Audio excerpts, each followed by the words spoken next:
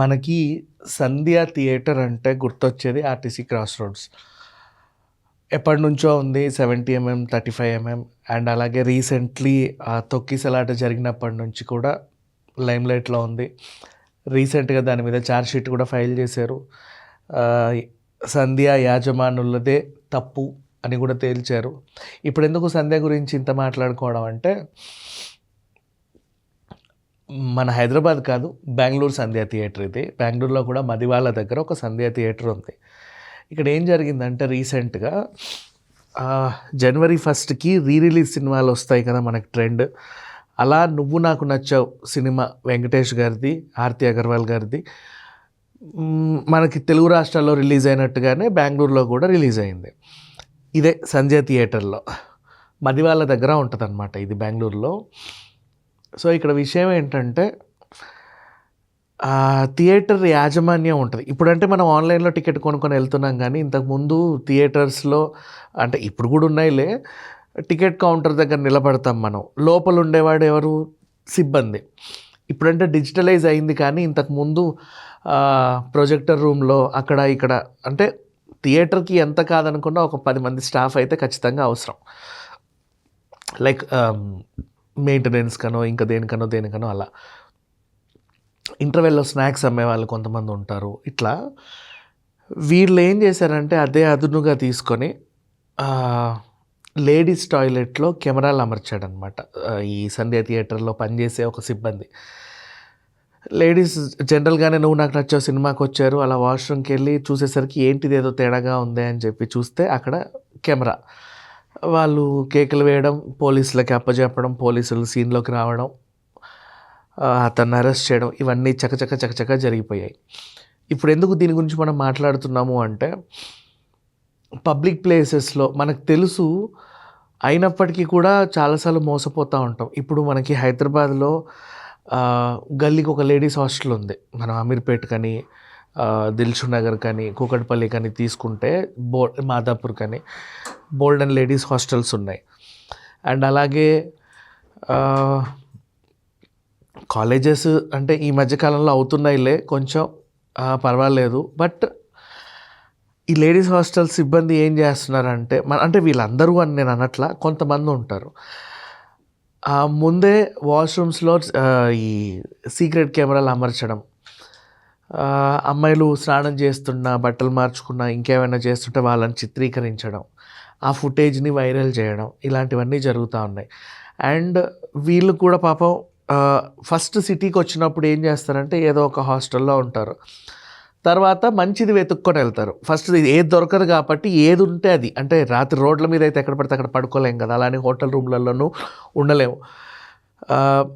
తెలిసిన వాళ్ళు ఎవరు లేని వాళ్ళు, ఊరు నుంచి వచ్చేవాళ్ళు, ఏదో ఒక చిన్న కోర్స్ నేర్చుకొని ఇక్కడ స్థిరపడాలనుకున్న వాళ్ళు, లేదా గవర్నమెంట్ పరీక్షలకు రాసేవాళ్ళు, సాఫ్ట్వేర్ పరీక్షలకి రాసేవాళ్ళు, వీళ్ళందరూ, ఈవెన్ కొత్తగా జాబ్ వచ్చిన వాళ్ళు రూమ్ తీసుకోవాలి. కాకపోతే ఏంటంటే ఇప్పటి వరకు మనకి వెళ్ళాలి కదా అన్నట్టుగా షాపింగ్ మాల్స్లో పనిచేసే వాళ్ళు ఉంటారు, హౌస్ కీపింగ్ వాళ్ళు ఉంటారు, క్యాషియర్స్ ఉంటారు సూపర్ మార్కెట్స్లలో. వీళ్ళంతా కూడా అక్కడక్కడ దగ్గర ఉండే చిన్న హాస్టల్స్లో ఉంటారు.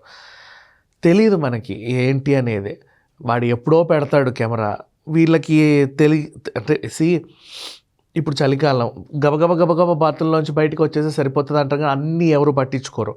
పైగా హాస్టల్స్లో ఎలా ఉంటుంది అంటే, 4-5 కలిసి ఒక వాష్రూమ్ ఉన్నప్పుడు ఏంటంటే పొద్దున అందరూ వెళ్ళాలి కాబట్టి గబగబ వెళ్ళిపోతూ ఉంటారు.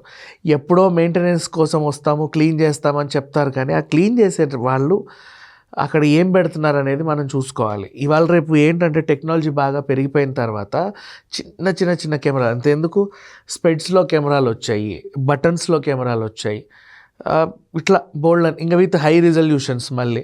అండ్ చిన్న చిప్ ఉంటుంది, వైఫై కనెక్షన్ చేసుకుంటే చాలు ఎక్కడున్నా అన్నీ చూడొచ్చు.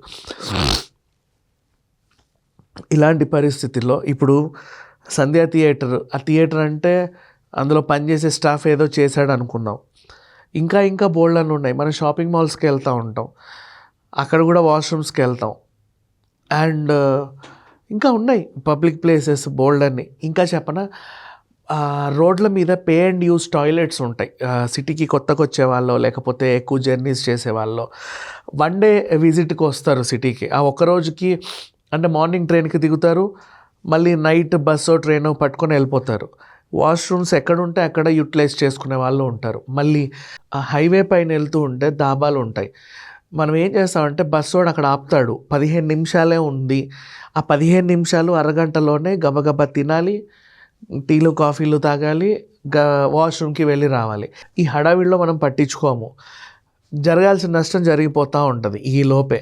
సో, వీళ్ళు ఆ ఫుటేజ్‌ని ఏం చేస్తారు, ఏంటి అనేది పక్కన పెట్టేస్తే హ్మ్, మన స్వేచ్ఛ కదా! స్వేచ్ఛకు భంగం కలుగుతా ఉంటది. బోలెడంతమంది ఆడవాళ్ళున్నారు. వాడేదో అదో టైప్ ఆనందం పొందుతారు కానీ అండ్ మళ్ళీ ఇంకా ఇప్పుడు వండర్‌లా లాంటి ఏరియాలు అంటే వండర్‌లాలో ఉందని నేను అనట్లా. అలాంటి ఏమైనా అమ్యూజ్‌మెంట్ పార్కులున్నా ఎక్కడైనా సరే పబ్లిక్ ప్లేసెస్‌లో మీరు వాష్‌రూమ్‌కి వెళ్తున్నారు. మీ ఇల్లు కాదు. మీరు అక్కడ వాష్‌రూమ్‌కి వెళ్తున్నారు అంటే లేడీస్ అయినా సరే, జెంట్స్ అయినా సరే 1కి 2 సార్లు కొంచెం చూసుకొని వెళ్తే బెటర్. ఈవెన్ రైళ్ళల్లోనూ పెట్టేవాళ్ళు ఉంటారు. ఉంటారు బోలెడంతమంది. సో, ఇప్పుడు రీసెంట్‌గా సంధ్య థియేటర్‌లో ఇలా జరిగింది కాబట్టి మనం మాట్లాడుకుంటున్నామే కానీ ఇప్పుడు చూడు ఎవడో చేసిన పనికి మనం థియేటర్ గురించి మాట్లాడుకోవాల్సొస్తుంది. భద్రత లేదు అని చెప్పేసి. అంటే బ్రాండ్ వాల్యూ పోయింది, రెప్యుటేషన్ పోయింది, గుడ్ విల్ పోయింది. ఇట్లాంటివి ఉంటాయి. ఎక్కడైనా సరే పబ్లిక్ ప్లేసెస్‌లో మీరు బాత్రూమ్‌లకు కానీ ఎక్కడికైనా వెళ్ళినప్పుడు సీసీటీవీ కెమెరాలు ఉంటాయి. సీసీటీవీ అంటే మర్చిపోయా. అట్లా వైట్ కలర్‌వి కనిపిస్తేనే సీసీటీవీ, మిగతావన్నీ కాదన్నట్టు కాదు. ఎంత లోపల స్విచ్ బోర్డ్‌లలో, కిటికీలలో అక్కడ ఇక్కడ చిన్నగా తెలిసి తెలియకుండా కెమెరాలు పెడుతున్నారు. కొంచెం జాగ్రత్తగా ఉంటే better. Thank you so much.